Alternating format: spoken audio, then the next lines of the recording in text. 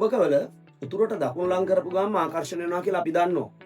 නමුත් ඔයා දැකලා තියෙනවද ආකර්ෂණ සංසිද්ධියේදී බල රේඛා කොහොමද කියලා? අපි බලමු ලස්සන රටාවක්ම වෙන්නේ.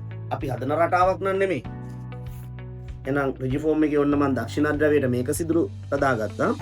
මේක උතුරට දාගත්තා. උතුරට දකුණු ආකර්ෂණය. එහෙනම් බලමු බල රේඛා කොහොමද කියලා.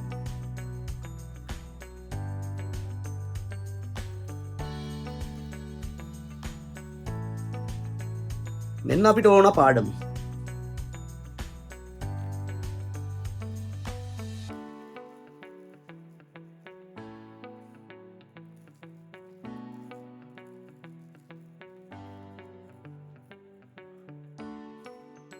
බලන්න ලස්සනට රටා ටික මැවෙන විදිය.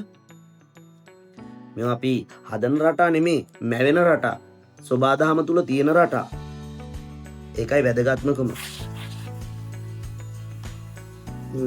ඔන්න බලන්න.